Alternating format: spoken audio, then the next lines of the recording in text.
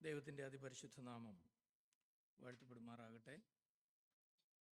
വീണ്ടും നിങ്ങളോട് ഒരുമിച്ച് ഇവിടെ കർത്താവിനെ ആരാധിപ്പാൻ കർത്താവ് എന്ന സാവകാശത്തിനായിട്ട് ഞാൻ ദൈവത്തെ സ്തുതിക്കുന്നു.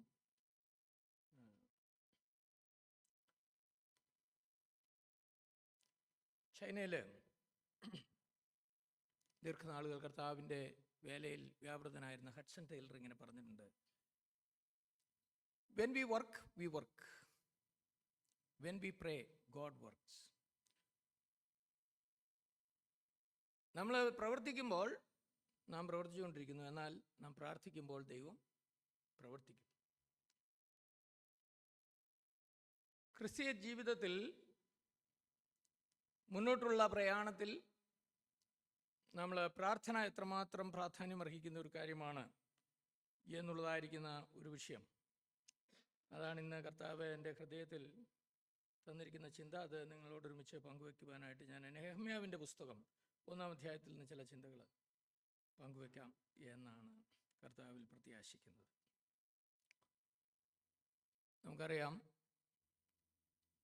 ഇടിഞ്ഞ് പൊളിഞ്ഞു പോയതായിരിക്കുന്ന ഒരു മതിലിനെ കുറിച്ചും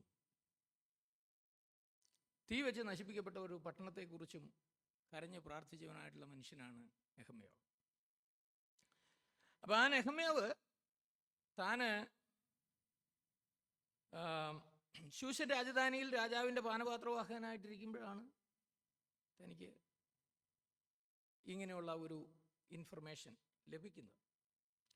അപ്പോൾ താൻ പ്രാർത്ഥിച്ചതിനെക്കുറിച്ചും ദൈവം തന്നെ ഉപയോഗിച്ചതിൻ്റെ വിവിധങ്ങളായിട്ടുള്ള വശങ്ങളെക്കുറിച്ചും നമുക്കറിയാവുന്ന കാര്യമാണ്. അതിൽ നിന്ന് ചില ചിന്തകൾ നമുക്ക് ഒരുമിച്ച് ചിന്തിക്കാം. നെഹമ്യാവിൻ്റെ പുസ്തകം 1-ാം അധ്യായത്തിലേക്ക് നമ്മളിങ്ങനെ വരുമ്പോൾ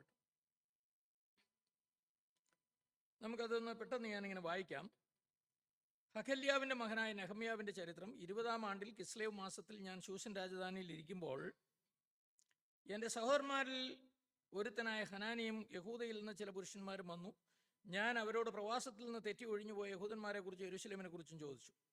അതിന് അവർ എന്നോട് പ്രവാസത്തിൽ നിന്ന് തെറ്റി ഒഴിഞ്ഞുപോയ ശേഷിപ്പ് അവിടെ ആ സംസ്ഥാനത്തിനകത്ത് മഹാകഷ്ടത്തിലും അപമാനത്തിലും ഇരിക്കുന്നു.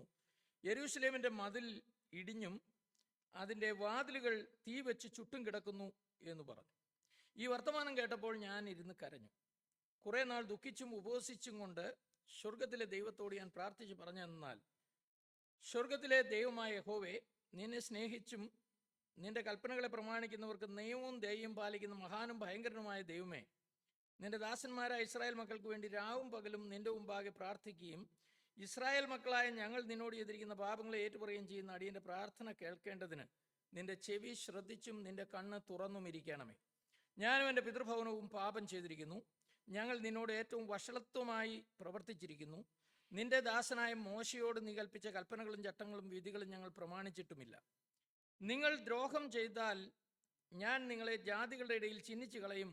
എന്നാൽ നിങ്ങൾ എങ്കിലേക്ക് തിരിഞ്ഞ് എൻ്റെ കൽപ്പനകളെ പ്രമാണിച്ച് അവയെ അനുസരിച്ച് നടന്നാൽ നിങ്ങളുടെ ഭ്രഷ്ടന്മാർ ആകാശത്തിൻ്റെ അറുതി വരെയും എത്തിയിരുന്നാലും ഞാൻ അവിടെ നിന്ന് അവരെ ശേഖരിച്ച് എൻ്റെ നാമം സ്ഥാപിപ്പാൻ ഞാൻ തിരഞ്ഞെടുത്ത സ്ഥലത്ത് കൊണ്ടുവരും എന്ന് നിന്റെ ദാസനായ മോശയോട് നീ അരുളി ചെയ്ത വചനം ഓർക്കണമേ. അവർ നിന്റെ മഹാശക്തി കൊണ്ടും ബലമുള്ള കൈകൊണ്ടും നീ വീണ്ടെടുത്ത നിന്റെ ദാസന്മാരും നിന്റെ ജനവുമല്ലോ. കർത്താവെ, നിന്റെ ചെവി അടിയൻ്റെ പ്രാർത്ഥനയ്ക്കും നിന്റെ നാമത്തെ ഭയപ്പെടുവാൻ താല്പര്യപ്പെടുന്ന നിന്റെ സഹോദരന്മാരുടെ പ്രാർത്ഥനയ്ക്കും ശ്രദ്ധയുള്ളതായിരിക്കണമേ. ഇന്ന് അടിയന് കാര്യം സാധിപ്പിച്ച് ഈ മനുഷ്യൻ്റെ മുമ്പാകെ എനിക്ക് ദയ ലഭിക്കുമാറാക്കണമേ. ഞാൻ രാജാവിന് പാനപാത്രവാഹകനായിരുന്നു. അപ്പം ഇവിടെ നമ്മൾ കാണുന്നത് നെഹമ്യാവ് പ്രവാസത്തിലേക്ക് പോയ മനുഷ്യനാണ്. അവിടെ രാജാവിൻ്റെ രാജധാനിയിൽ താൻ നല്ല പദവിയിൽ ഇരിക്കുകയാണ്. എന്നാൽ തൻ്റെ സഹോദരന്മാരിൽ ഒരുത്തനായ ഹനാനി വേറെ ചില സഹോദരന്മാരും വന്നു. അപ്പോൾ അവർ കാണാനായിട്ട് വന്നപ്പോൾ അവരോട് താൻ പ്രവാസത്തിൽ നിന്ന് തെറ്റി ഒഴിഞ്ഞു പോയ ആളുകൾ കുറച്ച് പേര് പ്രവാസത്തിലേക്ക് പോകാതെ യെരൂശലേമിൽ ശേഷിച്ചിരുന്നു. അവരുടെ സ്ഥിതി എന്താണ് എന്നുള്ളതിനെക്കുറിച്ച് താൻ ചോദിച്ചു. അപ്പോൾ അവർ പറഞ്ഞ കാര്യം ഇതാണ്: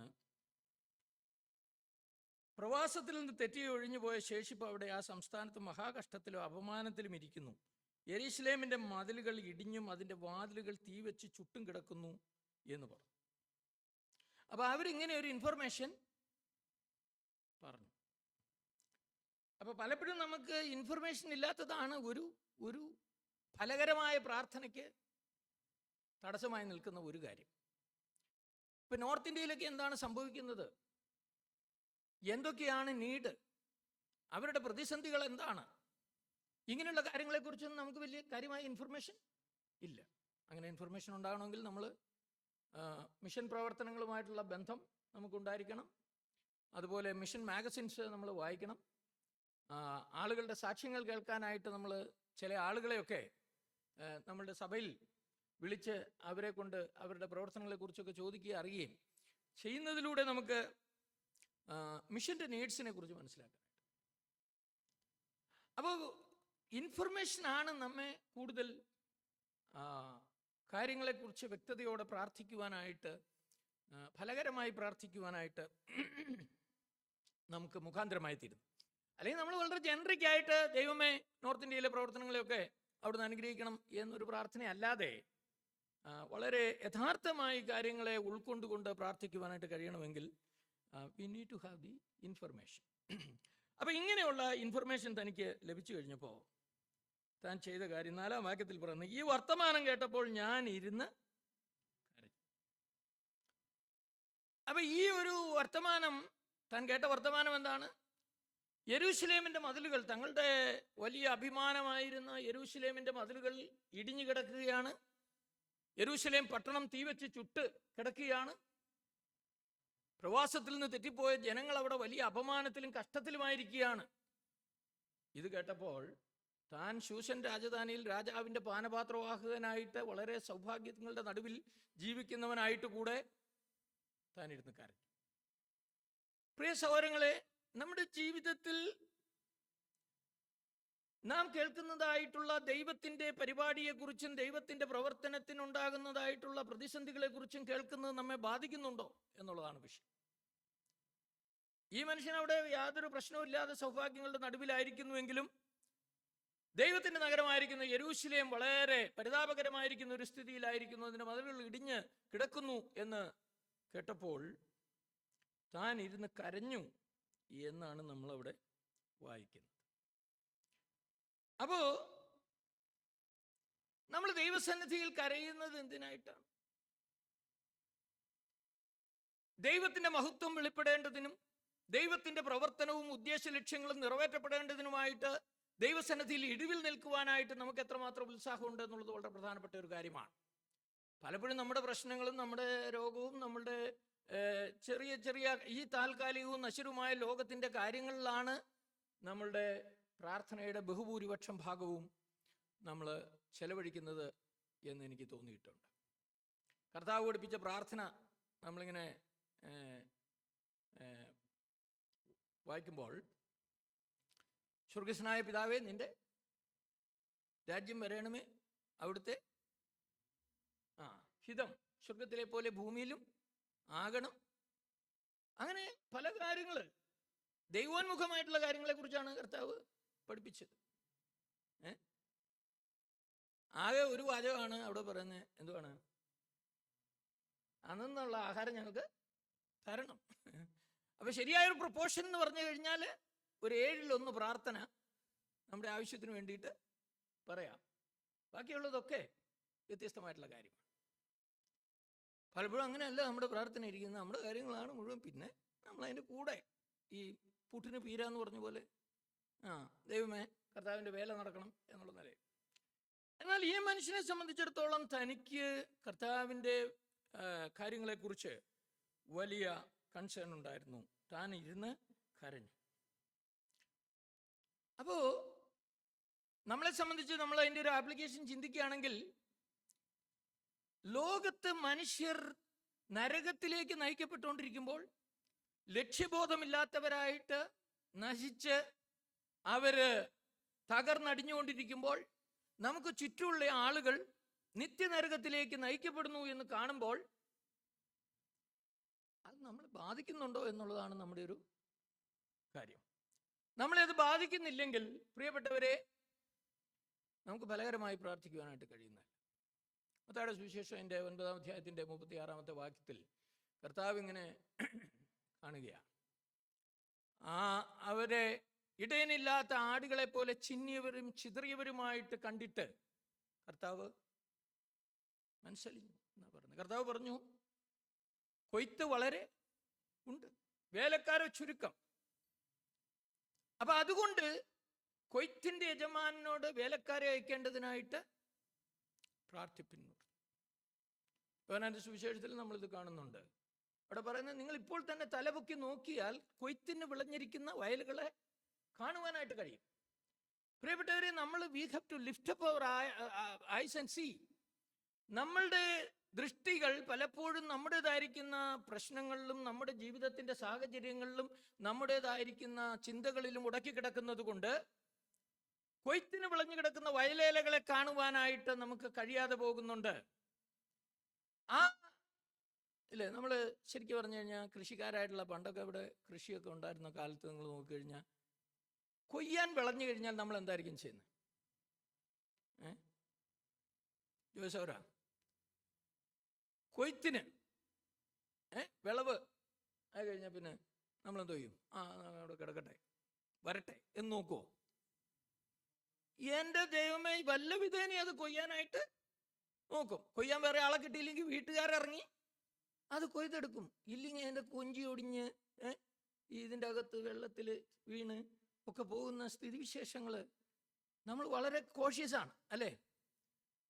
അപ്പൊ ഇവിടെ നശിച്ച് നരകവാതിലേക്ക് പോയിക്കൊണ്ടിരിക്കുന്ന മനുഷ്യരെ കണ്ടിട്ട് നമുക്കുള്ള അത് ബാധിക്കുന്ന പ്രശ്നമേ അല്ല. അതിൻ്റെ ഒരു അർജൻസി, അവരെ സുവിശേഷവുമായിട്ട് നേരിടേണ്ടതിൻ്റെ, സുവിശേഷവുമായിട്ട് സന്ധിക്കേണ്ടതിൻ്റെ ആവശ്യത്തെക്കുറിച്ച് ഒരു ചിന്ത നമുക്ക് വരുന്നില്ലെങ്കിൽ നമ്മൾ യഥാർത്ഥമായി കാര്യങ്ങളെ ആയിരിക്കുന്ന പോലെ കാണുന്നില്ല. നമ്മുടെ ഹൃദയത്തിൽ കമ്പാഷൻ ഉണ്ടാകുന്നില്ല എന്നുള്ളതാണ്.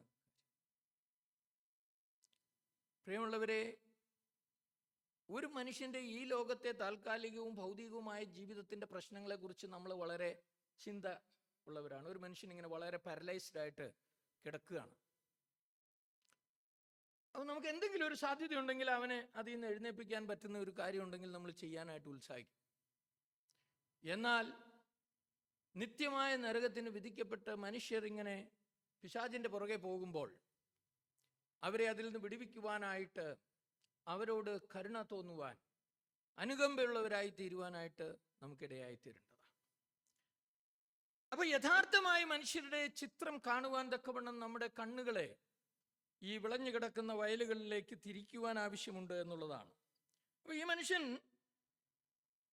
അവരുടെ യഥാർത്ഥമായ സ്ഥിതിയെക്കുറിച്ചുള്ള ഒരു നേർചിത്രം, ഒരു വാങ്മയ ചിത്രം അവിടെ നിന്ന് വന്ന ആളുകൾ തന്നോട് പറഞ്ഞു. അപ്പൊ അത് തന്നെ ബാധിച്ചു. അതുകൊണ്ട് താൻ ഇരുന്ന് കരഞ്ഞു എന്നുള്ള കാര്യമാണ്. പ്രിയമുള്ളവരെ, മനുഷ്യരോടുള്ള ദയാവായ്പ നമ്മെയും ആ നിലയിൽ പ്രാർത്ഥിക്കുവാനായിട്ട് ഉത്സാഹിപ്പിക്കേണ്ടതായിട്ടുള്ള ആവശ്യമാണ്. മനുഷ്യരോട് കരുണ നമുക്ക് തോന്നിയാൽ മാത്രമേ അവർക്ക് വേണ്ടി ഗൗരവതരമായി പ്രാർത്ഥിക്കുവാനായിട്ട് നമുക്ക് കഴിയുകയുള്ളൂ. 126-ാം സങ്കീർത്തനത്തിൻ്റെ 5-6 വാക്യങ്ങൾ നമ്മൾ വായിക്കുന്നത് അവർ യെരൂശലേമിൽ നിന്ന് മടങ്ങി വന്നതിനെ കുറിച്ചുള്ള ഒരു സങ്കീർത്തനമായിട്ടാണ് അവിടെ അത് എഴുതിയിരിക്കുന്നത്. അവിടെ പറയുന്നത്, വിത്ത് ചുമന്നും കരഞ്ഞും വിതച്ചും കൊണ്ട് നടക്കുന്നു. പിന്നെന്താണ്? കറ്റ ചുമന്നും ആർപ്പും കൊണ്ട്, അല്ലേ? കണ്ണുനീരോടെ വിതയ്ക്കുന്നവൻ ആർപ്പോടെ കൊയ്യും എന്നാണ് ദൈവവചനം നമ്മെ. അപ്പൊ കണ്ണുനീരോടെ വിതയ്ക്കുന്നവനാണ് ആർപ്പോടെ കൊയ്യുന്നത്. അപ്പൊ അതുകൊണ്ട് നമ്മൾ വിതയ്ക്കുവാനായിട്ട് എടുക്കുന്ന വിത്തിനെ, അല്ലേ, ഞാനിങ്ങനെ എൻ്റെ ചെറുപ്പത്തിൽ കണ്ടിട്ടുണ്ട്. വീട്ടിലൊക്കെ ഈ വിത്ത് വിതയ്ക്കാനായിട്ട് ഒരു 2 ദിവസം മുമ്പ് വെള്ളത്തിലിടും. ഒരു ദിവസമൊക്കെ വെള്ളത്തിലിട്ടിട്ട് അത് കോരി ഇങ്ങനെ ഈ വല്ലംകൊട്ട എന്ന് പറയുന്ന ഒരു കൊട്ടയ്ക്കകത്ത് ഇങ്ങനെ വെച്ചിട്ട് ഇത്തിരി വെയിറ്റൊക്കെ തേക്കിൻ്റെ ഇല കൊണ്ടൊക്കെ മൂടിയിട്ട് വെയിറ്റൊക്കെ വെച്ച് 2 ദിവസം കഴിയുമ്പോൾ നമ്മളിങ്ങനെ കിളുത്ത് അതിൻ്റെ ചെറിയ ഇതിങ്ങനെ മുള പൊട്ടി ഇരിക്കുന്ന വിത്തിങ്ങനെ കാണാനായിട്ട് കഴിയും. അപ്പൊ കണ്ണുനീരിനാൽ വിത്ത് നനച്ച് കുതിർത്തി ആ കണ്ണുനീരോടെ വിതയ്ക്കുന്നവനാണ് ആർപ്പോടെ കൊയ്യുവാനായിട്ട് കഴിയുന്നത്. പ്രിയ സഹോദരങ്ങളെ, നമ്മുടെ ഹൃദയത്തിൽ നശിച്ചു പോകുന്ന മനുഷ്യരെ കുറിച്ചുള്ള വലിയ ഒരു കമ്പാഷൻ, അനുകമ്പ ഉണ്ടാകേണ്ടത് ആവശ്യമാണ്. അപ്പൊ ഇത് വളരെ പ്രധാനപ്പെട്ട ഒരു കാര്യമാണ്. പല ആളുകളും പറയുന്നത് നമ്മൾ ഒരുപാട് വേലയുണ്ട്, ആർക്കാണ് ചെയ്യാൻ പറ്റുന്നത് എന്നാണ്. പലപ്പോഴും ആവശ്യത്തിൻ്റെ ബഹുലത നമ്മെ തളർത്തി കളയാനുള്ള സാധ്യതയുണ്ട്. എന്നാൽ നമ്മുടെ ദൈവം നമുക്ക് മതിയായവനാണ് എന്നുള്ളതായിരിക്കുന്ന ഒരു കാര്യം ആണ് നമ്മളെ ധൈര്യപ്പെടുത്തുന്നതായിട്ടുള്ള കാര്യം. ദൈവം നമ്മിലൂടെ പ്രവർത്തിക്കുന്നതുകൊണ്ടാണ് നമുക്ക് കാര്യങ്ങൾ ചെയ്തെടുക്കുവാനായിട്ട് കഴിയുന്നത് എന്നുള്ളതാണ് നമുക്ക് കാണാൻ കഴിയുന്നത്. അപ്പൊ ഈ മനുഷ്യൻ ഇരുന്ന് കരഞ്ഞു. അപ്പൊ താന് കുറച്ചു നാൾ ഇരുന്ന് കരഞ്ഞു എന്നാണ് പറയുന്നത് അല്ലേ. അപ്പോൾ ഞാൻ കുറെ നാൾ ദുഃഖിച്ചും ഉപവസിച്ചും കൊണ്ട് സ്വർഗത്തിലെ ദൈവത്തോട് പ്രാർത്ഥിച്ചു പറഞ്ഞെന്തെന്നാൽ, 4-ാം വാക്യത്തിൽ ഇങ്ങനെയാണ് താനെ പറയുന്നത്. കുറച്ച് നാൾ ദുഃഖിച്ചും കരഞ്ഞു, ഞാനിരുന്ന് കരഞ്ഞു, പിന്നെ കുറെ നാൾ ദുഃഖിച്ചും ഉപവസിച്ചും കൊണ്ട് സ്വർഗത്തിലെ ദൈവത്തോട് പ്രാർത്ഥിച്ചു പറഞ്ഞു. അപ്പോ തൻ്റെ ധൈര്യം എന്ന് പറയുന്നത് ദൈവത്തിലുള്ള ആശ്രയം. താൻ പെട്ടെന്ന് ഇത് കേട്ടു എന്നാൽ ഉടനെ എന്തെങ്കിലും ചെയ്യണം എന്ന് വിചാരിച്ച് എടിപിടിന്ന് ചാടി പുറപ്പെടുകയല്ല ചെയ്ത്. He was very patient. കുറെ നാൾ ഇരുന്ന് ഉപവസിച്ച് he waited upon the Lord. അവൻ ദൈവത്തിൽ, യഹോവയ്ക്കായിട്ട് കാത്തിരുന്നു എന്നുള്ള കാര്യമാണ് നമ്മൾ കാണുന്നത്. നമ്മൾ സങ്കീർത്തന പുസ്തകം 37-ാം അധ്യായത്തിൻ്റെ അകത്ത് നമ്മളിങ്ങനെ വായിക്കുന്നുണ്ട്. 37:7 നമ്മൾ വായിക്കുന്നത്, അവിടെ എന്താ പറയാ,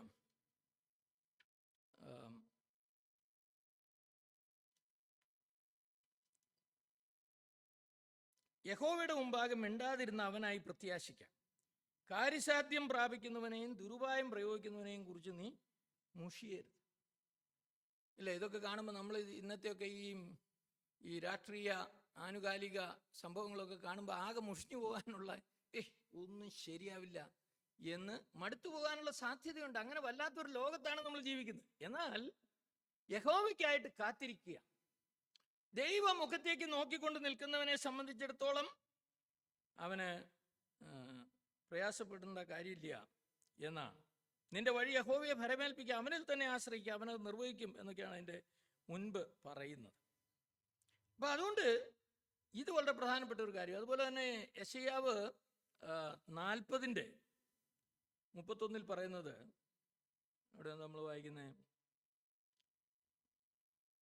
40:31 അവിടെ പറയുന്നത്, യൗവനക്കാർ ക്ഷീണിച്ച് തളർന്നു പോകും, ബലവാന്മാർ എൻ്റെ തൊട്ടു മുമ്പിലത്തെ വാക്യോടെ അല്ലേ, ബാല്യക്കാർ ക്ഷീണിച്ച് തളർന്നു പോകും, യൗവനക്കാർ ഇടറി വീഴും. എങ്കിലും യഹോവയെ കാത്തിരിക്കുന്നവർ ശക്തിയെ പുതുർക്കും, അവർ കഴുകന്മാരെ പോലെ ചിറകടിച്ച് കയറും, അവർ തളർന്നു പോകാതെ ഓടുകയും ക്ഷീണിച്ചു പോകാതെ നടക്കുകയും ചെയ്യും. അപ്പൊ യഹോവയെ കാത്തിരിക്കുന്നവർ ശക്തിയെ പുതുക്കും. അതുപോലെ സദൃശവാക്യങ്ങളിൽ ഒരു കാര്യം ഇങ്ങനെ പറയുന്നുണ്ട്. അതിൻ്റെ 3-ാം അധ്യായത്തിൻ്റെ അകത്ത് 3:5 പറയുന്നേ, പൂർണ്ണ ഹൃദയത്തോടെ യഹോവയിൽ ആശ്രയിക്കുക, സ്വന്തം വിവേകത്തിൽ ഊന്നരുത്.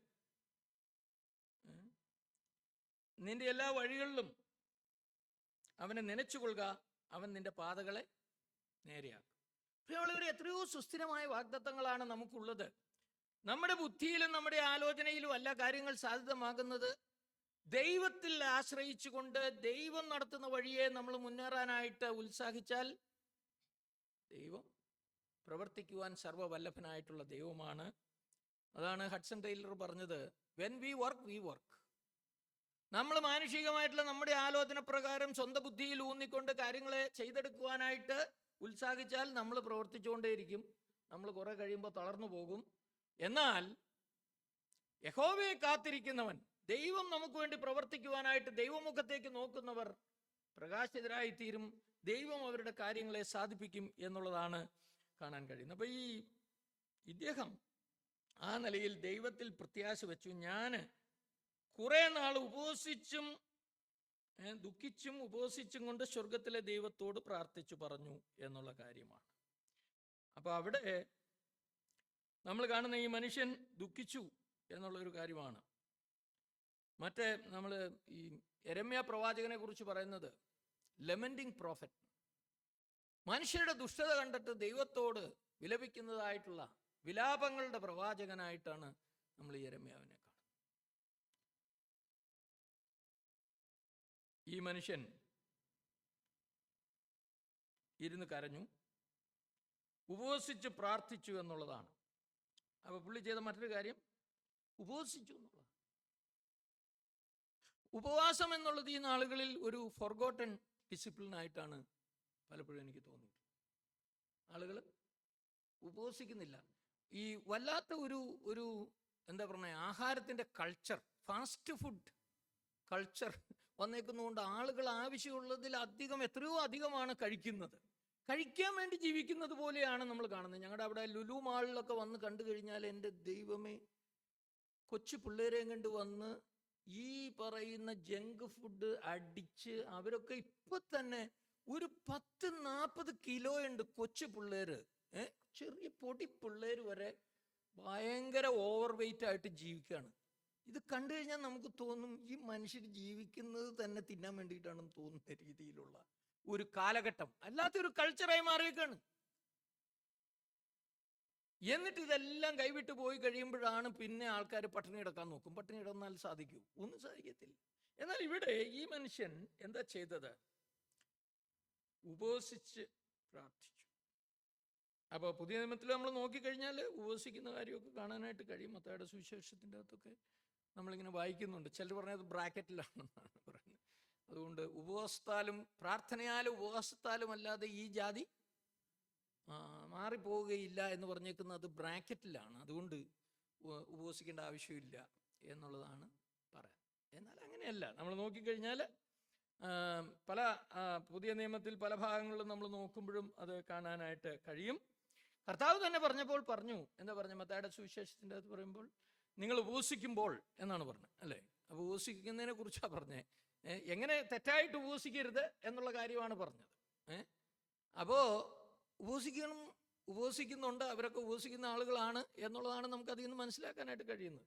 അതുപോലെ തന്നെ പിന്നെ അപ്പോസ്തല പ്രവൃത്തികളുടെ പുസ്തകം 13-ാം അധ്യായത്തിൻ്റെ 1-2 വാക്യങ്ങളിൽ അവർ ഉപവസിച്ചും പ്രാർത്ഥിച്ചും കൊണ്ടിരിക്കുമ്പോൾ ബർന്നബാസിനെയും ശൗലിനെയും ഞാൻ വിളിച്ചിരിക്കുന്ന വേലയ്ക്കായിട്ട് അവരെ വേർതിരിപ്പിൻ എന്ന് കർത്താവ് അവരോട് പറഞ്ഞു. അപ്പോൾ ഫസ്റ്റ് സെഞ്ചുറിയിൽ ഇത് ഒരു ഡിസിപ്ലിനായിരുന്നു, ഒരു ആത്മീയ ശീലമായിരുന്നു ദൈവജനത്തിൻ്റെ. അപ്പം ഈ മനുഷ്യൻ ഉപവസിച്ചും പ്രാർത്ഥിച്ചും കൊണ്ട് അദ്ദേഹം പ്രാർത്ഥിച്ചതിനെ സംബന്ധിച്ച് പറഞ്ഞു കഴിഞ്ഞാൽ കുറെ നാള് എന്നാണ് അവിടെ പറയുന്നത്. എൻ്റെ പ്രിയപ്പെട്ടവരെ, ഏതാണ്ട് 4 മാസത്തോളം അദ്ദേഹം പ്രാർത്ഥിച്ചു. ഇവിടെ ഈ കിസ്ലേവ് മാസത്തിലാണ് ഇവർ വരുന്നത്. നീസാൻ മാസത്തിലാണ് ദൈവം അതിൻ്റെ ഒരു മറുപടി കൊടുക്കുന്നതായിട്ട് നമ്മൾ 2-ാം അധ്യായത്തിൻ്റെ അകത്ത് വായിക്കുന്നത്. അപ്പോൾ ഒരു 4 മാസത്തോളം ഈ മനുഷ്യൻ ദൈവസന്നിധിയിൽ പ്രാർത്ഥിച്ചു എന്നുള്ളതാണ് നമുക്ക് കാണാനായിട്ട് കഴിയുന്നത്. ഉപവസിക്കുകയും പ്രാർത്ഥിക്കുകയും കരയുകയും ഒക്കെ ചെയ്തുകൊണ്ട് താൻ ദൈവം മുമ്പാകെ 4 മാസത്തോളം തന്നെ താൻ താഴ്ത്തി. അപ്പൊ ദൈവം അതിനൊരു ഇനിഷ്യേറ്റീവ് എടുത്ത് ആ കാര്യത്തിന് ഒരു മറുപടി കൊടുക്കുന്നതായിട്ട് നമുക്ക് കാണാനായിട്ട് കഴിയും. അപ്പൊ താന് വളരെ സീക്രട്ടായിട്ടാണ് പ്രാർത്ഥിച്ചതെന്ന് നമുക്ക് കാണാനായിട്ട് കഴിയും. ഇതാരും അറിഞ്ഞില്ല, അല്ലേ? കർത്താവ് പറഞ്ഞ അതുപോലെ കർത്താവ് മത്തായിയുടെ സുവിശേഷം 6-ാം അധ്യായത്തിൻ്റെ അകത്ത് പറയുമ്പോൾ എന്താ പറയുന്നത്? 6-ാം അധ്യായത്തിൻ്റെ 5-6 വാക്യങ്ങളിൽ നിങ്ങൾ പ്രാർത്ഥിക്കുമ്പോൾ ഈ എന്ത് ചെയ്യണമെന്നാണ് പറഞ്ഞത്? പരീശന്മാരെ പോലെ പ്രാർത്ഥിക്കരുത്. പിന്നെ എങ്ങനെ പ്രാർത്ഥിക്കണം? എങ്ങനെ? അറയിൽ കടന്ന് വാതിലടച്ച് രഹസ്യത്തിലുള്ള പിതാവിനോട് പ്രാർത്ഥിക്കണം എന്നാണ് പറയുന്നത്. അപ്പോൾ അവിടെ ആരാധ്യത്തിൽ അങ്ങനെയാണ് പറയുന്നത്, നിങ്ങൾ പ്രാർത്ഥിക്കുമ്പോൾ കപടഭക്തിക്കാരെ പോലെയാകരുത്. അപ്പോൾ അവരുടെ പ്രാർത്ഥനയുടെ ഉദ്ദേശം എന്താണെന്ന് ചോദിച്ചു കഴിഞ്ഞാൽ മനുഷ്യർക്ക് വിളങ്ങണം, ആളുകൾ അറിയണം, എന്നിട്ട് ഈ മനുഷ്യനൊരു വലിയ പ്രാർത്ഥനാ വീരനാണ് എന്ന് പറയാൻ വേണ്ടിയിട്ടാണ് അവർ പ്രാർത്ഥിക്കുന്നത്. അങ്ങനെയല്ല നമ്മൾ ചെയ്യേണ്ടത്. അപ്പം അതുകൊണ്ടാണ് നിങ്ങൾ പ്രാർത്ഥിക്കുമ്പോൾ ഇത് ചെയ്താ. പിന്നെ അവർ ചെയ്യുന്നതിനെ കുറിച്ച് പറയുന്നത് പള്ളികളിലും തെരുക്കോണുകളിലും നിന്നുകൊണ്ട് പ്രാർത്ഥിപ്പാൻ ഇഷ്ടപ്പെടുന്നു. അല്ല, തെരുവിലൊക്കെ നിന്ന് നമ്മളിങ്ങനെ പ്രാർത്ഥിക്കുകയാണെങ്കിൽ ഭയങ്കര വലിയ ഭക്തനായിട്ടുള്ള മനുഷ്യനാണല്ലോ എന്ന് മനുഷ്യർക്ക് വിളങ്ങാനായിട്ടാണ് ചെയ്യുന്നത്. അവർക്ക് പ്രതിഫലം കിട്ടിപ്പോയി. എന്നാൽ നീയോ പ്രാർത്ഥിക്കുമ്പോൾ അറയിൽ കടന്ന് വാതിലടച്ച് രഹസ്യത്തിലുള്ള നിന്റെ പിതാവിനോട് പ്രാർത്ഥിക്കും. രഹസ്യത്തിൽ കാണുന്ന നിന്റെ പിതാവ് നിനക്ക് പ്രതിഫലം തരും. പ്രാർത്ഥിക്കയിൽ ജാതികളെ പോലെ ജൽപ്പനം ചെയ്യരുത്, ഇങ്ങനെയൊക്കെ പറഞ്ഞിട്ടുണ്ട്. മീനിങ് ഫുൾ ആയിട്ട് ദൈവസന്നിധിയിൽ യഥാർത്ഥമായി കാര്യങ്ങളെ പറയുവാനായിട്ട്, നമ്മുടെ ഹൃദയത്തെ പകരുവാനായിട്ട് നമുക്കിടയായി തീരേണ്ടതാണ്. അപ്പം ഇവിടെ ഇദ്ദേഹം പ്രാർത്ഥിച്ച ആരും അറിഞ്ഞില്ല. താനിങ്ങനെ 4 മാസത്തോളം ഉപവസിച്ചും പ്രാർത്ഥിച്ചും കൊണ്ട് ഇരുന്നു. ഈ കാലങ്ങളിലൊക്കെ ഞാനിങ്ങനെ ഈ ഉപവാസത്തെക്കുറിച്ച് കേൾക്കുമ്പോൾ ഒരുമിച്ച് ഉപവസിക്കുന്ന നല്ലതാണെങ്കിലും അതിന് വലിയ പബ്ലിസിറ്റിയാണ് കൊടുക്കുന്നത്. അപ്പോൾ അത് എന്തുവാണ്, കൂടുതലും പ്രാർത്ഥനയെക്കാളും അതിൻ്റെ ഒരു പബ്ലിസിറ്റിയും അതിൻ്റെ ഒരു ആഘോഷവും ഒരു സെലിബ്രേഷനും കാര്യങ്ങളും ഒക്കെയാണ്. എന്നാൽ എന്തിനാണ് ഉപവസിക്കുന്നത്? പട്ടിണി കിടക്കാൻ വേണ്ടിയിട്ടല്ല. പഴയ നിയമത്തിലൊക്കെ നമ്മൾ വായിക്കുമ്പോൾ യെശയ്യാവിൻ്റെ പ്രവർത്തനം ഇതിലൊക്കെ വായിക്കുമ്പോൾ നമ്മൾ ദൈവസന്നിധിയിൽ നമ്മെ തന്നെ താഴ്ത്തുവാനായിട്ട്, ദൈവത്തിൻ്റെ മുഖം അന്വേഷിക്കുവാനായിട്ട്, ദൈവസന്നിധിയിൽ ഒരു തകർന്ന ഹൃദയത്തോടെ അടുത്ത് വരുവാനൊക്കെ ആയിട്ടാണ് നമ്മൾ ഉപവസിക്കുകയും പ്രാർത്ഥിക്കുകയും ചെയ്യേണ്ടത്. അല്ലാതെ വെറുതെ പട്ടിണി കിടക്കുന്നതുകൊണ്ട് പ്രത്യേകിച്ച് വിശേഷതയില്ല. അപ്പം ഈ മനുഷ്യൻ വളരെ രഹസ്യമായി തൻ്റെ ദൈവത്തിൻ്റെ മുൻപാകെ തന്നെ താഴ്ത്തുകയും പ്രാർത്ഥിക്കുകയും ചെയ്തു എന്നുള്ള കാര്യമാണ് നമുക്ക് കാണാനായിട്ട് കഴിയുന്നത്. തൻ്റെ പ്രാർത്ഥനയുടെ പ്രത്യേകതകളെ നമ്മളിങ്ങനെ നോക്കിക്കഴിഞ്ഞാൽ ഇവിടെ കാണാൻ കഴിയുന്ന ഒരു കാര്യം,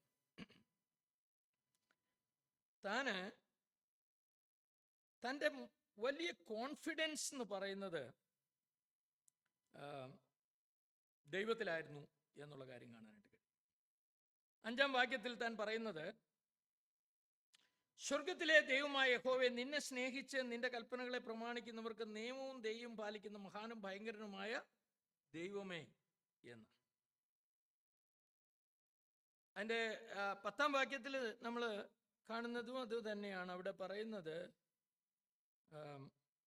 11-ാം വാക്യത്തിലൊക്കെ, ഇവിടെ 10-ാം വാക്യത്തിൽ നിന്റെ മഹാശക്തി കൊണ്ട് ബലമുള്ള കൈകൊണ്ട് നീ വീണ്ടെടുത്തതിൻ്റെ ദാസന്മാരും ജനവുമല്ലോ എന്നൊക്കെ അവിടെ പറയുക.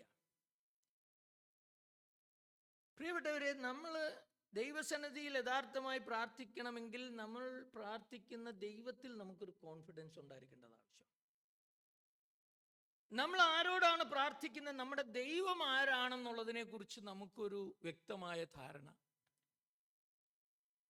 ഇവിടെ താൻ പറയുന്നത്, ഈ ദൈവത്തെ സ്നേഹിച്ചവൻ്റെ കൽപ്പനകളെ പ്രമാണിക്കുന്നവർക്ക് നിയമവും ദൈവവും പാലിക്കുന്ന മഹാനും ഭയങ്കരനുമായിട്ടുള്ള ദൈവമാണ് നമ്മുടെ ദൈവം. ഇവിടെ താൻ മോശെ മുഖാന്തരം ഇസ്രായേൽ ജനത്തെ നടത്തിയതായിട്ടുള്ള കാര്യങ്ങളെക്കുറിച്ച് ഓർത്തുകൊണ്ടും ദൈവത്തെ ഓർമ്മിപ്പിച്ചുകൊണ്ടുമാണ് പ്രാർത്ഥിക്കുന്നത്. അപ്പൊ ഈ നമ്മുടെ ദൈവത്തിലുള്ള ആശ്രയത്തിൻ്റെ ആധാരം നമ്മുടെ ദൈവം ആരാണെന്നുള്ളതാണ്. അപ്പൊ ആളുകൾക്ക് പലപ്പോഴും തിയോളജിയൊക്കെ വലിയ വലിയ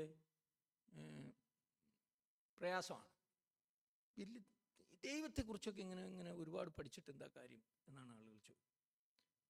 നമ്മൾ ആശ്രയിക്കുന്ന ദൈവം ആരാണെന്ന് അറിയുന്നതിലൂടെയാണ് നമുക്ക് കൂടുതൽ ആശ്രയിക്കുവാനും വിശ്വസിക്കുവാനും ദൈവസന്നിധിയിൽ അടുത്ത് വന്ന് പ്രാർത്ഥിക്കുവാനും ഇടയായിത്തീരുന്നത്. നമ്മുടെ ദൈവം ആരാണ്, അവൻ എന്ത് ചെയ്യുന്നു, അവൻ്റെ മഹത്വം, അവൻ്റെ ഭയങ്കരത്വം, അവൻ്റെ മഹിമ, അവൻ്റെ വല്ലഭത്വമുള്ള ഭുജത്തിൻ്റെ ബലം.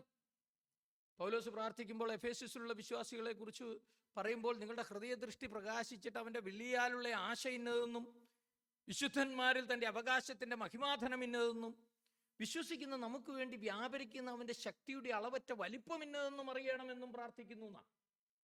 അപ്പൊ നമ്മുടെ ഹൃദയദൃഷ്ടി പ്രകാശിച്ചിട്ട് നമുക്ക് വെളിപ്പാടിന്റെ ആത്മാവിനെ, പരിജ്ഞാനത്തിന്റെയും വെളിപ്പാടിന്റെ ആത്മാവിനെ ലഭിച്ച് ഈ ദൈവം ആരാണെന്നും അവന്റെ വല്ലഭത്വം എത്ര വലുതാണെന്നും തിരിച്ചറിയുമ്പോഴാണ് നമുക്ക് ഈ ദൈവത്തോട് പ്രാർത്ഥിക്കുവാനുള്ള ഉത്സാഹം.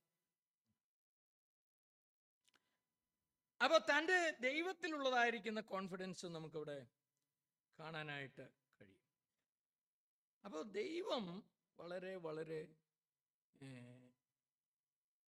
ഭയങ്കരനാണ്, അവൻ ദഹിപ്പിക്കുന്ന അഗ്നിയാണ്, അവൻ സർവവല്ലഭനായിട്ടുള്ള കർത്താവാണ്. തങ്കൽ ഏകാഗ്രചിത്തന്മാരായിരിക്കുന്നവർക്ക് വേണ്ടി തന്നെത്താൻ ബലവാനെന്ന് കാണിക്കുവാനായിട്ട് അവൻ്റെ കണ്ണ് ഭൂമിയിൽ ഊടാടിക്കൊണ്ടിരിക്കുന്നു എന്നാണ് പറയുന്നത്. ആരാണ് തന്നിൽ ആശ്രയിക്കുന്നത് എന്നുള്ളത് ഇങ്ങനെ ദൈവം സ്കാൻ ചെയ്തുകൊണ്ടേയിരിക്കുകയാണ്. അവർക്ക് വേണ്ടി തന്നെത്താൻ ബലവാനെന്ന് കാണിക്കുവാനായിട്ട് തയ്യാറുള്ള ഒരു ദൈവമാണ്. നമ്മൾ ഈ ദാവീദിൻ്റെ ഒക്കെ ചരിത്രം നമുക്കറിയാവുന്നതാണ്. ഗോലിയോത്തിനെ കാണുമ്പോൾ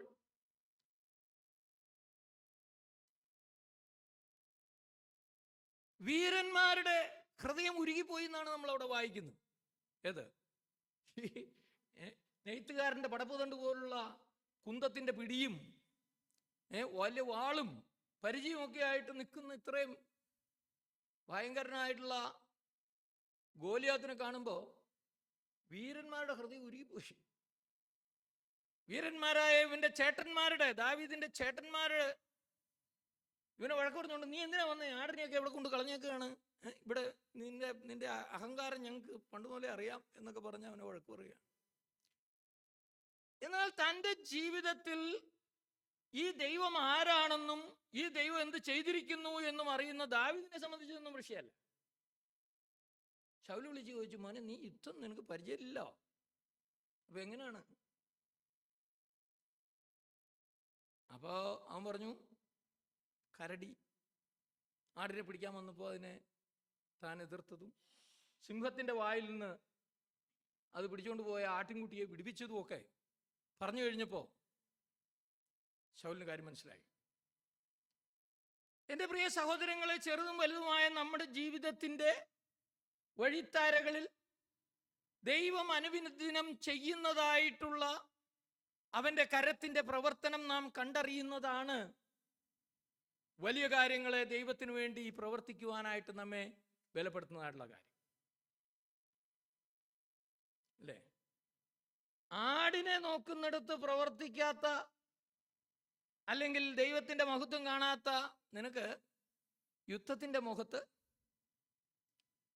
ദൈവമഹത്വം കാണാനായിട്ട് കഴിയില്ല. അപ്പൊ ഇന്ന് ആൾക്കാരെങ്ങനെയാന്ന് വെച്ച് കഴിഞ്ഞാൽ ഈ ആടിനെ നോക്കുന്ന പരിപാടിയൊന്നും പറ്റില്ല. വലിയ വലിയ കാര്യങ്ങളാണ്, ദൈവത്തിന് വേണ്ടി വൻ കാര്യങ്ങൾ പ്രവർത്തിക്കണമെന്നൊക്കെ പറയാം. പക്ഷെ അവൻ്റെ ദിനംതോറുമുള്ള ജീവിതത്തിൽ അവൻ്റെ വഴികളിൽ ഈ ദൈവത്തിൻ്റെ കരം പ്രവർത്തിക്കുന്നത് കാണുവാനായിട്ട് ദൈവത്തിൽ ആശ്രയിക്കുവാനും തന്നെ ദൈവകരങ്ങളിലേക്ക് ഏൽപ്പിച്ചു കൊടുക്കുവാനും പലപ്പോഴും ആളുകൾക്ക് കഴിയുന്നില്ല. എന്നാൽ നമ്മുടെ ജീവിതത്തിൻ്റെ സാധാരണത്വം നിറഞ്ഞ വഴിത്താരകളിലാണ് ദൈവത്തിൻ്റെ കരം നമുക്ക് കാണുവാനായിട്ട് കഴിയുന്നത്. അതിൽ ബലപ്പെടുന്ന ഒരു മനുഷ്യനെ സംബന്ധിച്ചിടത്തോളം ഓരോ ദിവസവും ദൈവം നടത്തുന്ന വഴികൾ അറിയുന്നുവെങ്കിൽ അവന് ദൈവത്തിന് വേണ്ടി വൻ കാര്യങ്ങളെ പ്രവർത്തിക്കുവാനായിട്ട് ദൈവത്തിൽ ധൈര്യപ്പെടുവാനായിട്ട് കഴിയും. അവിടെ ദാവീദ് പറയുന്നുണ്ട്, ദാവീദ് ഇങ്ങനെ ഈ രാജാവ് ശൗലിന് കാര്യം മനസ്സിലായി. അപ്പോൾ പുള്ളി പറഞ്ഞു, യുദ്ധം ചെയ്യണമെങ്കിൽ എന്തോ വേണം, വാളും പരിചയും കുന്തമൊക്കെ വേണം. അപ്പോൾ ഇതെല്ലാം ഈ ദാവീദിനെ ഫിറ്റ് ചെയ്ത് കഴിയുമ്പോൾ നമ്മൾ എന്താ വായിക്കുന്നേ? ഇവന് നടക്കാൻ പോലും പറ്റുന്നില്ല, നടക്കാൻ പറ്റുന്നില്ല.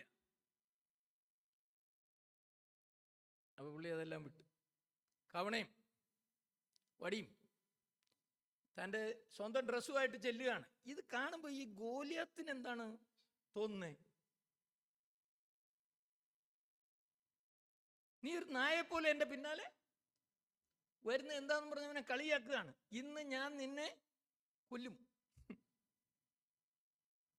എന്നാൽ തൻ്റെ ദൈവത്തിൽ പ്രത്യാശ വെച്ചിരിക്കുന്ന ദാവീദിനെ സംബന്ധിച്ചിടത്തോളം ദാവീദ് പറഞ്ഞു, നീ നിന്ദിച്ചിട്ടുള്ള സൈന്യങ്ങളുടെ ദൈവമായ യഹോവയുടെ നാമത്തിൽ ഞാൻ നിന്റെ നേരെ വരുന്നു. ഇന്ന് ഞാൻ നിന്നെ കൊന്ന് നിന്റെ ദേഹം ആകാശത്തിലെ പക്ഷികൾക്ക് ആഹാരമാക്കി തീർക്കും എന്ന് താൻ പറയുമ്പോൾ തൻ്റെ ദൈവത്തിലുള്ളതായിരിക്കുന്ന അചഞ്ചലമായ ധൈര്യം നമുക്ക് ദാവീദിൽ കാണാനായിട്ട് കഴിയും. നമുക്കറിയാം തുടർന്നുള്ള സംഭവമൊക്കെ, ഞാൻ വിശദീകരിക്കാതെ തന്നെ. അവൻ്റെ വാളും കൊണ്ട് തന്നെ ഒരു കല്ല്, നമ്മളൊന്ന് ആലോചിച്ച് നോക്കി, ഒരു കല്ലും കണ്ട് വീരൻ നിലം പതിക്കുകയാണ്. അവൻ്റെ വാളും കൊണ്ട് തന്നെ അവനെ. അപ്പൊ സങ്കീർത്തനക്കാരൻ പറയുകയാണ്, ദൈവം വാളുകൊണ്ടും പരിച കൊണ്ടുമല്ല ജയം നേടും. യുദ്ധത്തിന് കുതിര വ്യർത്ഥമാകും. എൻ്റെ പ്രിയപ്പെട്ടവരെ, ദൈവം പ്രവർത്തിക്കുമ്പോൾ ദൈവത്തിന് ഇതൊന്നും പ്രശ്നമല്ല. അതുകൊണ്ടാണ് നമ്മൾ സ്വന്തം വിവേകത്തിൽ ഊന്നാതെ ദൈവത്തിൻ്റെ മുഖം അന്വേഷിച്ച് ദൈവത്തിനായിട്ട് കാത്തിരിക്കുവാനായിട്ട് ആവശ്യമായിരിക്കുന്നത്. അതുകൊണ്ടാണ് ഈ മനുഷ്യൻ ദൈവമുമ്പാകെ പ്രാർത്ഥിച്ചുകൊണ്ടിരുന്നു എന്നുള്ള കാര്യം. അപ്പോൾ നമ്മുടെ ദൈവം ആരാണെന്നുള്ളതാണ് നമ്മെ ധൈര്യപ്പെടുത്തേണ്ടതായിട്ടുള്ള കാര്യം, മറ്റുള്ള കാര്യങ്ങളൊന്നുമല്ല. ശരി, പിന്നെ തൻ്റെ പ്രാർത്ഥനയെ സംബന്ധിച്ച് പറയുമ്പോൾ ഇവിടെ ഇങ്ങനെയാണ് പറയുന്നത്. താൻ അവിടെ പറയുന്ന ഒരു കാര്യമുണ്ട് 6-ാം വാക്യത്തിൽ, നിന്റെ ദാസന്മാരായ ഇസ്രായേൽ മക്കൾക്ക് വേണ്ടി രാവും പകലും നിന്റെ മുമ്പാകെ പ്രാർത്ഥിക്കുകയും. അപ്പൊ അങ്ങനെയാ പറയുന്നത്, താന് രാവും പകലും ഈ ഇസ്രായേൽ മക്കൾക്ക് വേണ്ടി നിരന്തരമായി പ്രാർത്ഥിച്ചു. അപ്പൊ തൻ്റെ പ്രാർത്ഥനയുടെ രീതി എന്ന് പറയുന്നത് ഹാബിച്വലായിട്ട് എല്ലാ ദിവസവും നിരന്തരമായി അവർക്ക് വേണ്ടി പ്രാർത്ഥിക്കുന്ന ഒരു മനുഷ്യനായിരുന്നു. അല്ലാതെ ഒരു പ്രശ്നം വന്നു എന്നാൽ ഉടനെ പ്രാർത്ഥിച്ചേക്കാം എന്നുള്ളതല്ല, അതാവശ്യമാണ്. എന്നാൽ നിരന്തരമായി പ്രാർത്ഥിക്കുന്ന, ദൈവമുമ്പാകെ ഇടിവിൽ നിൽക്കുന്ന ഒരു ശീലം നമുക്കുണ്ടെങ്കിലാണ് വലിയ പ്രതിസന്ധികളുടെ നടുവിൽ ദൈവമുഖത്തേക്ക് നോക്കുവാനും ദൈവത്തിൽ നിന്ന് കാര്യങ്ങൾക്ക് പരിഹാരം നേടുവാനും നമുക്ക് കഴിയുന്നത്. അപ്പം അതുകൊണ്ട് ഇവിടെ ഇദ്ദേഹം ഇങ്ങനെ നിരന്തരമായി പ്രാർത്ഥിച്ചതിനെ കുറിച്ച് നമുക്ക് കാണുവാനായിട്ട് കഴിയും.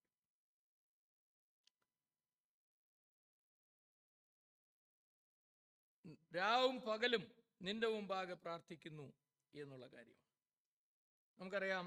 ഇടവിടാതെ പ്രാർത്ഥിക്കണം എന്നിങ്ങനെ നമ്മൾ തെസ്സലോനിക്ക ലേഖനത്തിൽ, എല്ലാറ്റിനും സ്തോത്രം ചെയ്യുവിൻ, ഇടവിടാതെ പ്രാർത്ഥിപ്പിൻ, എപ്പോഴും സന്തോഷിപ്പിൻ, ഇതല്ലോ ക്രിസ്തുയേശുവിൽ നിങ്ങളെക്കുറിച്ചുള്ള ദൈവേഷ്ടം. അപ്പോൾ ദൈവത്തിൻ്റെ ഹിതം നമ്മളെക്കുറിച്ച് എന്താണെന്ന് ചോദിച്ചാൽ നമ്മൾ ഇടവിടാതെ പ്രാർത്ഥിക്കണം എന്നുള്ളതാണ്.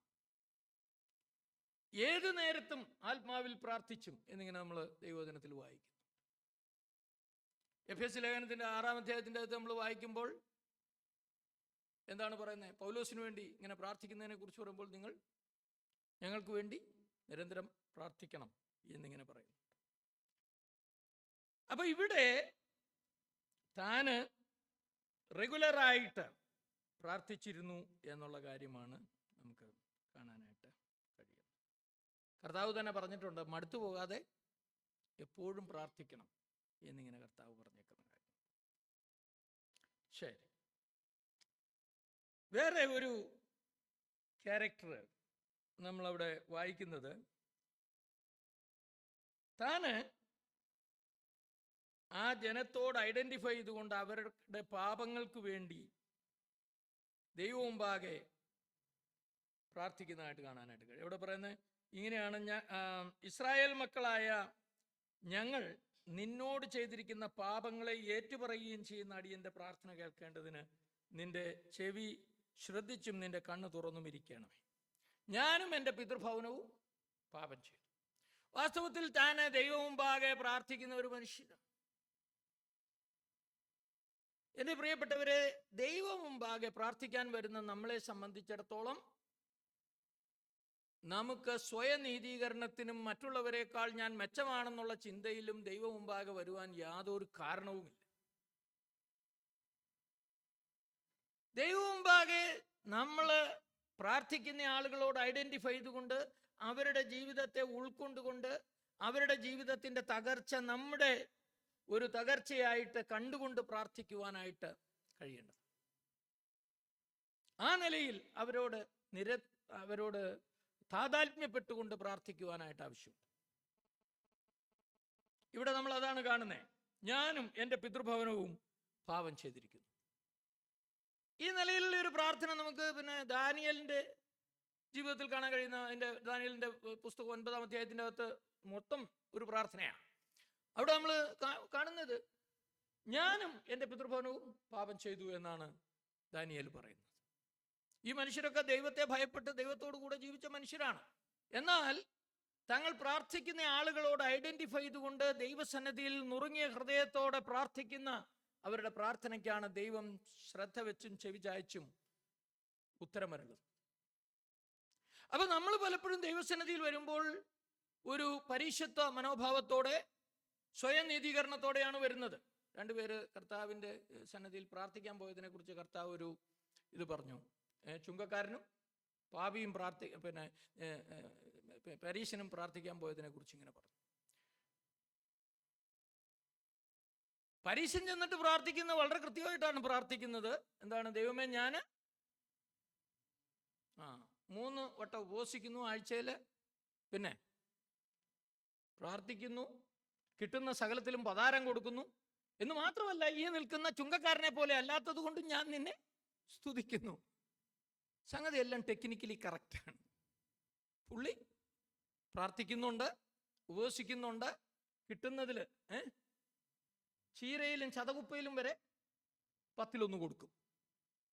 ഇത്രയും ഭക്തനായിട്ടുള്ള ഒരു മനുഷ്യനെ നമുക്ക് കാണാൻ കിട്ടുമോ എന്ന് വേണമെങ്കിൽ നമ്മളൊക്കെ വിചാരിക്കും. എന്നാൽ അവൻ നീതീകരിക്കപ്പെടാത്തവനായിട്ട് പോയി എന്നാണ് നമ്മൾ കർത്താവ് പറഞ്ഞത് മനസ്സിലാക്കുക. എൻ്റെ പ്രിയപ്പെട്ടവരെ, നമ്മുടെ യാതൊരു സ്വയം നീതീകരണത്തിനും ദൈവസന്നിധിയിൽ സ്ഥാനമില്ല.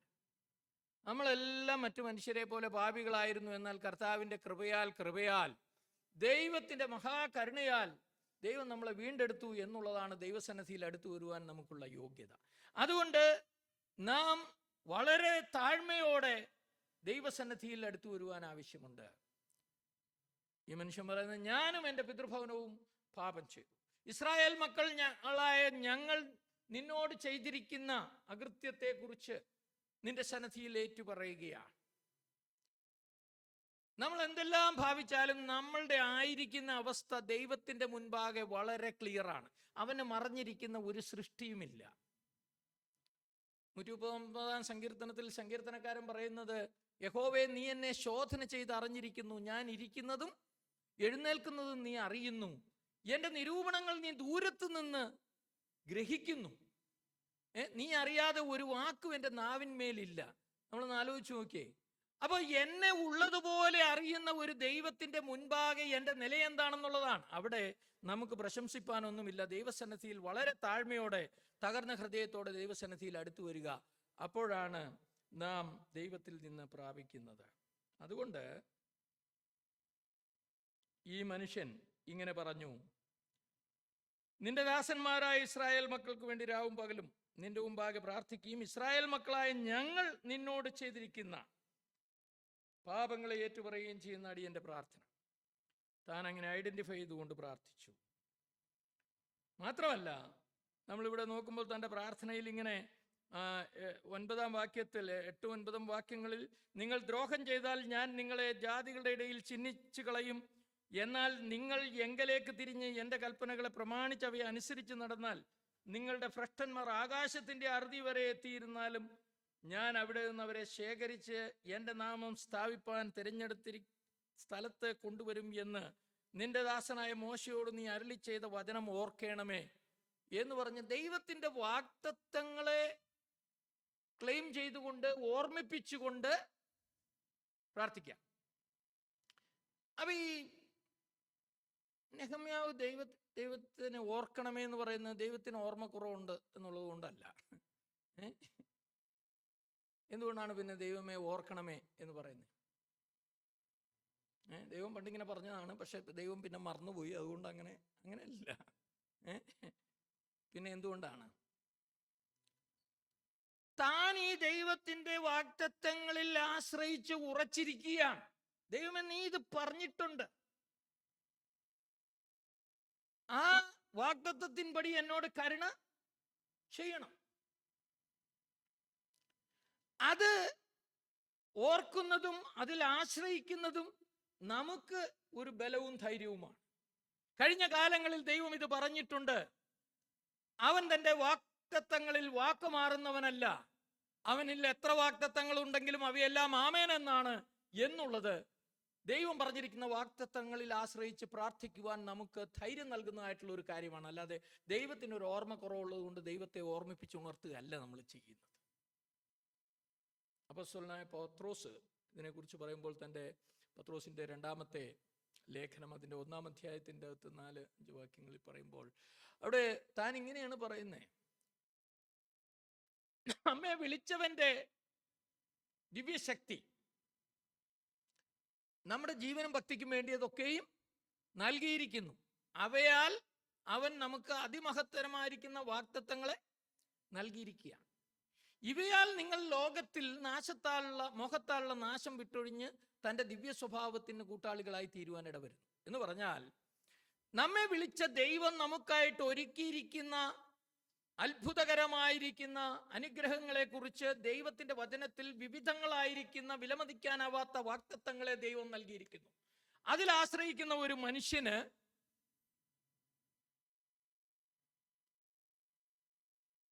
ലോകത്തിൽ മോഹത്താലുള്ള നാശം വിട്ടൊഴിഞ്ഞ് തൻ്റെ ദിവ്യ സ്വഭാവത്തിന് കൂട്ടാളികളായി തീരാൻ ഇടവരുമെന്നാണ് പത്രോസ് പറയുന്നത്. അതുകൊണ്ട് ദൈവിക വാഗ്ദത്തങ്ങളിൽ ആശ്രയിക്കുന്നതിലൂടെയാണ് ഈ ലോകത്തിന്റെ മോഹത്തിൽ പെട്ടുപോകാതെ ദൈവകൃപയിൽ ആശ്രയിച്ചുകൊണ്ട് ദൈവസന്നിധിയിൽ മുന്നേറുവാനായിട്ട് നമുക്ക് ഇടയായിത്തീരുന്നത്. ഇത് വളരെ പ്രധാനപ്പെട്ട ഒരു കാര്യമാണ്. ദൈവിക വാഗ്ദത്തങ്ങളെ മുറുകെ പിടിച്ചുകൊണ്ട് ഒരു പാട്ടിങ്ങനെയുണ്ട്, standing on the promises of God എന്ന് പറയുന്ന ഒരു ഇംഗ്ലീഷ് പാട്ടുണ്ട്. മനോഹരമായിട്ടുള്ള ഒരു പാട്ടാണ്.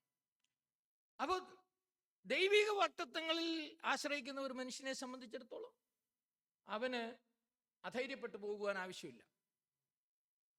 ഇപ്പോൾ ഒരു സ്ഥാനത്തിരിക്കുന്ന ആളുകൾ കൈക്കൂലി മേടിക്കുന്നു. എന്നാൽ ആ മോഹത്തിൽ നിന്ന് ഞങ്ങൾ ഇന്നലെ ഇങ്ങനെ സംസാരിച്ചോ പറയുമായിരുന്നു, ഈ ക്വാറി ബിസിനസ്സിലൊക്കെ കോടികളാണ് കൈക്കൂലി കൊടുക്കുന്നതെന്നാണ് പറഞ്ഞു. അപ്പോൾ ജിയോളജിസ്റ്റുകളും പാർട്ടികളും ഒക്കെ കോടികളാണ് കൈക്കൂലി മേടിക്കുന്നത്. അപ്പോൾ ഒരു ദൈവഭക്തനായിട്ടുള്ള ഒരു വിശ്വാസി ആ പ്രലോഭനത്തിൽ വീഴാതിരിക്കുന്നത് എങ്ങനെയാണ്? എൻ്റെ ദൈവം എനിക്ക് മതി എന്ന് വിശ്വസിച്ച് ആശ്രയിക്കുന്നതിലൂടെയാണ്. അപ്പൊ എൻ്റെ ദൈവം, എന്നെ വിളിച്ച ദൈവം വിശ്വസ്തനാണ്, അവൻ എന്നെ നടത്തുവാൻ മതിയായവനാണെന്ന് ആശ്രയിക്കുമ്പോൾ, ദൈവത്തിന്റെ വാഗ്ദത്തങ്ങളിൽ വിശ്വസിച്ച് ആശ്രയിക്കുമ്പോൾ ദൈവം നമ്മെ നടത്താൻ മതിയായവൻ.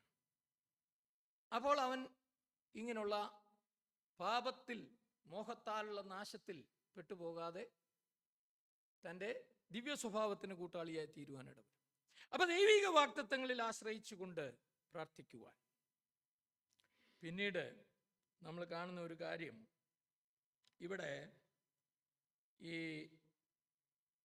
താനിങ്ങനെ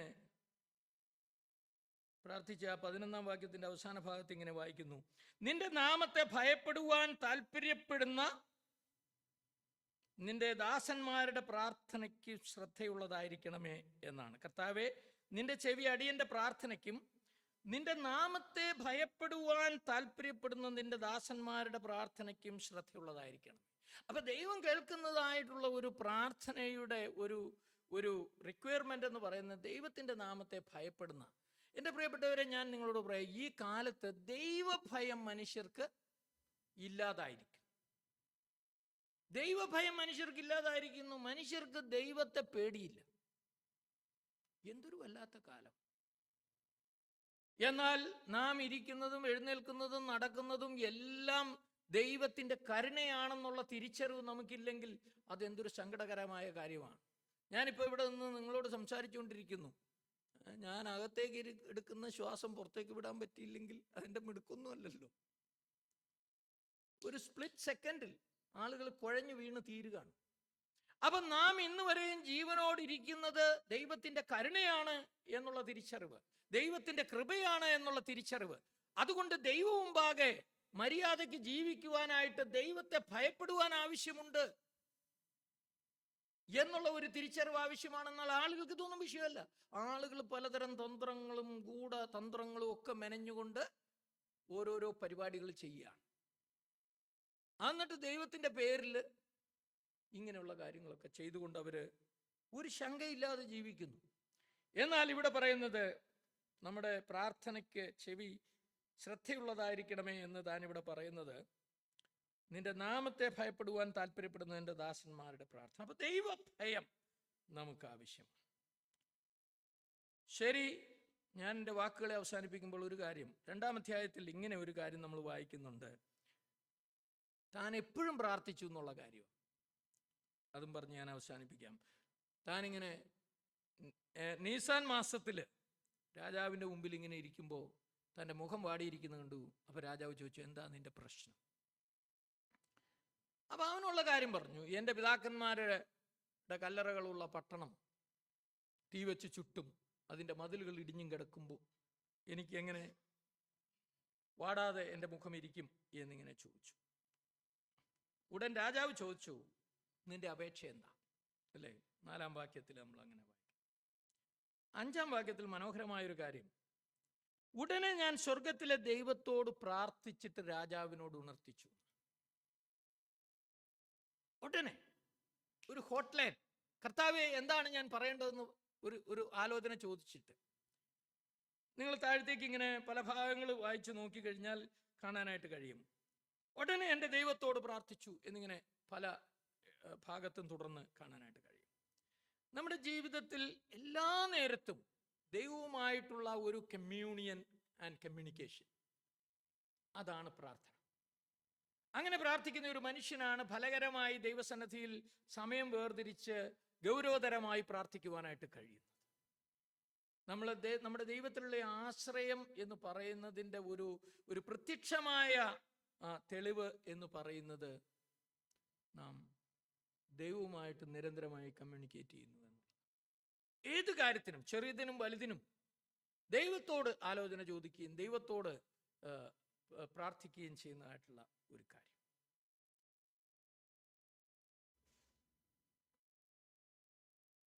വാൻഡൻ, അദ്ദേഹത്തിൻ്റെ പേര് വാൻഡൻ ബേൺസ്റ്റെറ്റർ എന്നൊക്കെയാണ്. താനിങ്ങനെ പറഞ്ഞിട്ടുണ്ട്, നിങ്ങൾ പ്രാർത്ഥിക്കാൻ സമയമില്ലാത്തവണ്ണം തിരക്കുള്ള ആളാണെങ്കിൽ നിങ്ങൾ ദൈവം ആഗ്രഹിക്കുന്നതിനേക്കാൾ തിരക്കുള്ള വ്യക്തിയാണ്. If you are too busy to pray, you are busier than God wants you to be. അതുകൊണ്ട് എൻ്റെ പ്രിയ സഹോദരങ്ങളെ, ഹഡ്സൺ ടൈലർ പറഞ്ഞത് നമുക്ക് ഓർക്കാം. നാം പ്രവർത്തിക്കുമ്പോൾ നാം പ്രവർത്തിച്ചുകൊണ്ടിരിക്കും, എന്നാൽ നാം പ്രാർത്ഥിക്കുമ്പോൾ ദൈവം പ്രവർത്തിക്കും. നമ്മുടെ സകല ആത്മീയ പ്രവർത്തനത്തിൻ്റെയും, നമ്മുടെ ജീവിതത്തിലെ എല്ലാ പ്രവർത്തനത്തിൻ്റെയും മൂലകാരണമായിരിക്കുന്നത് ദൈവവുമായിട്ടുള്ള നമ്മുടെ ബന്ധം, നമ്മുടെ പ്രാർത്ഥന. അതിൻ്റെ ഫലമായിട്ടാണ് കാര്യങ്ങൾ സാധിപ്പിച്ചെടുക്കേണ്ടത്. ഈ ബൃഹത്തായ പണി ഈ മനുഷ്യൻ അവിടെ നിന്ന് രാജാവിൻ്റെ അനുവാദത്തോടെ പോയി മുഴുവൻ ചെയ്തെടുക്കുവാൻ ആളുകളെ ഒരുമിച്ച് കൂട്ടി ഉത്സാഹിപ്പിച്ച് ആ വേല ചെയ്തെടുത്തത് തൻ്റെ പ്രാർത്ഥനയുടെ ഒരു ഔട്ട്കമായിരുന്നു. നമ്മുടെ ജീവിതങ്ങളിൽ അസാധ്യമെന്ന് തോന്നുന്ന കാര്യങ്ങളെ സാധിപ്പിച്ചെടുക്കുവാൻ അസാധ്യങ്ങളുടെ ദൈവം നമ്മോട് കൂടെയുണ്ട് എന്ന് തിരിച്ചറിഞ്ഞ് അവന് വേണ്ടി കാത്തിരുന്ന് അവൻ നടത്തുന്ന വഴിയിലൂടെ നടന്നുകൊണ്ട് പ്രാർത്ഥനയിൽ ജാഗരിച്ച് ദൈവത്തിൻ്റെ വേല തികച്ചെടുക്കുവാൻ സർവകൃപാലുവായിട്ടുള്ള ദൈവം നമ്മെ എല്ലാവരെയും സഹായിക്കുമാറാകട്ടെ. അവൻ്റെ വലിയ നാമം വാഴ്ത്തപ്പെടുമാറാകട്ടെ.